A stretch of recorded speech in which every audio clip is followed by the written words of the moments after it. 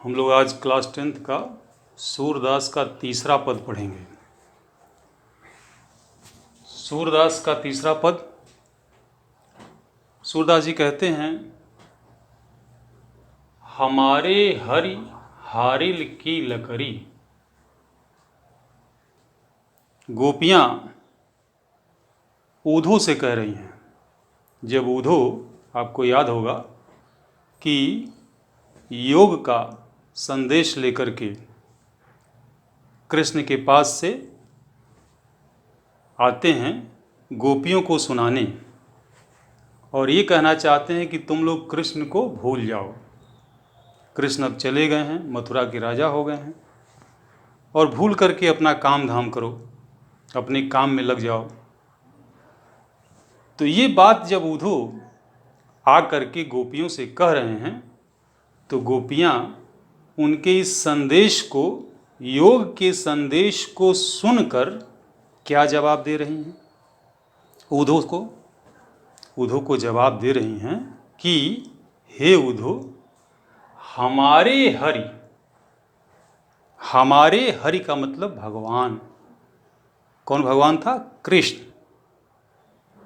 हारिल की लकड़ी, हारिल के लकड़ी के समान है। हारिल की लकड़ी के समान का मतलब क्या हुआ? रूपक अलंकार है, इसमें ध्यान दीजिएगा। हारिल एक पक्षी है, और उसकी एक विशेषता है कि वो अपने पंजे में हमेशा लकड़ी पकड़ा रहता है, और उस पंजे में पकड़ी हुई लकड़ी को कभी भी छोड़ता नहीं है, क्योंकि उसको यह भय रहता है या भ्रम रहता है कि लकड़ी छूट जाएगी तो मैं गिर जाऊंगा। इस भ्रम से वो हमेशा अपने पंजे में लकड़ी को दबाए रखता है। इसी का उदाहरण दे रही हैं गोपियां ऊधो को, कि जिस प्रकार से हारिल अपने पंजे में पकड़ी हुई लकड़ी को कभी भी नहीं छोड़ सकता, जीते जीते कभी भी नहीं छोड़ सकता, हमारे हरि यानी हमारे भगवान कृष्ण भी हमारे लिए उसी तरह से हैं। हम भी कभी उनको जीते जी अपने से अलग नहीं कर सकते। मन क्रम वचन नंद नंदन उर। हे ऊधो, हमने कृष्ण को मन से, कर्म से, वचन से, नंद नंदन यानी कृष्ण को, उर का मतलब हृदय में अपने बसा रखा है। हमने अपने कृष्ण को मन, क्रम और वचन से हृदय में बसाया हुआ है। यह दृढ़ करी पकड़ी, और यह मन, क्रम, वचन से, दृढ़ का मतलब दृढ़ निश्चय के साथ, कह सकते हैं संकल्प के साथ, उनको हमने पकड़ रखा है, जो किसी भी कीमत पर, किसी भी सूरत पर हमसे छूट नहीं सकते हैं। वैसे ही जैसे हारिल के पंजे से लकड़ी कभी भी छूट नहीं सकती। देखिए कितनी बढ़िया उपमा दी गई है। हारिल के पंजे की लकड़ी जो कभी नहीं जीते जी छोड़ता, वैसे ही गोपियां भी कृष्ण को अपने हृदय से कभी भी दूर नहीं कर सकती। सोवत जागत, जागते और सोते 24 घंटे स्वप्न दिशि। सोवत जागत स्वप्न, दिस निशि, दिवस निशि।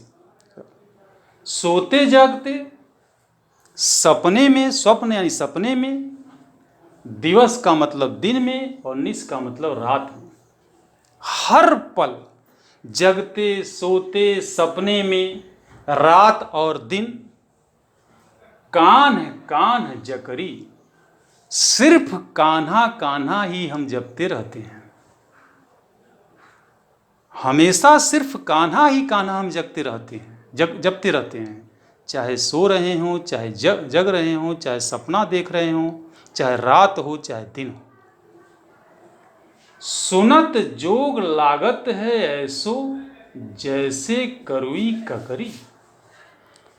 और ऐसे कृष्ण को जब हम अपने हृदय में बसाए हुए हैं 24 घंटे, इसमें तुम जब योग का संदेश लेकर के आए हो, और उस संदेश का मतलब ये है कि उद्धव का कि हे गोपियों, तुम कृष्ण को भूल जाओ, तो तुम्हारा ये संदेश ऐसे में हमको कैसा लग रहा है? करें कि सुनते जोग का संदेश, तुम्हारे योग का संदेश सुनते ही लागत लग रहा है ज्यों कड़वी ककड़ी, जैसे कड़वी ककड़ी के समान। कि कड़वी ककड़ी ज्यों ही आप मुंह में डालते हैं, पूरा मुंह का मिजाज स्वाद बिगड़ जाता है। वैसे ही जैसे ही कान में तुम्हारे इस योग का संदेश ज्यों ही पड़ा, जो हमेशा सिर्फ कान्हा कान्हा ही सुनना चाहते थे, उस कान्हा कान्हा सुनने के बीच में ज्यों ही ये योग का संदेश हमारे कान में पड़ा, तुम्हारा संदेश, तो पूरा का पूरा हमारा मूड ही खराब हो गया। पूरा का पूरा हमारा एकदम से व्यवहार ही बिगड़ गया, स्वाद ही बिगड़ गया, वैसे ही बिगड़ गया जैसे किसी के मुंह में कड़वी ककड़ी चली जाए और उसका पूरा का पूरा स्वाद बिगड़ जाए। सूतो व्याधि हमको ले आए, देखी सुनी न करी। गोपियां कह रहे हैं कि ये कौन सी बीमारी हमारे पास लेकर के चले आए। व्याधि का मतलब बीमारी। कौन सी बीमारी है उधो ले आए तुम हम लोगों के लिए?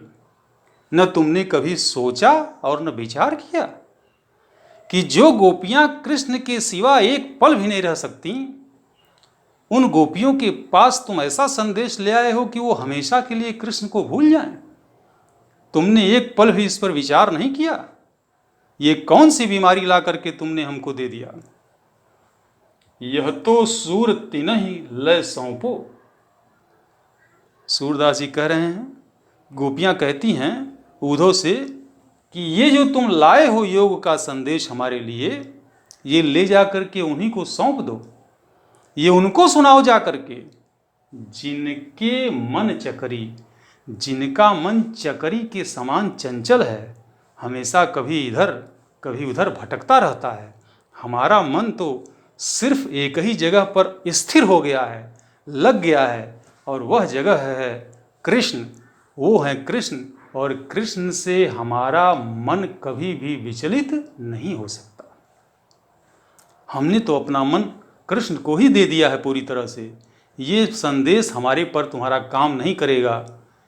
ले जा कर के ये संदेश उनको दो जिनका मन चंचल हो, इधर उधर विचलित करता हो।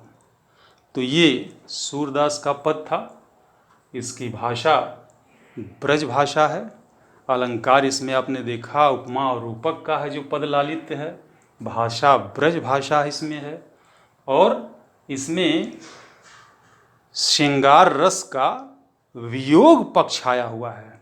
श्रृंगार रस के दो पक्ष होते हैं, संयोग और वियोग। संयोग वो दिखाया जाता है जब नायक और नायिका का मिलन होता है, और वियोग पक्ष में वो होता है जिसमें नायक और नायिका का विरह, बिछड़ना होता है। तो इसमें आपने देखा कि विरह, वियोग को विरह भी कहते हैं। तो आप लिखेंगे कि इसमें गोपियों की विरह दशा का बहुत ही मार्मिक चित्रण सूरदास जी ने किया है। तो ये इसका काव्य सौंदर्य हो गया।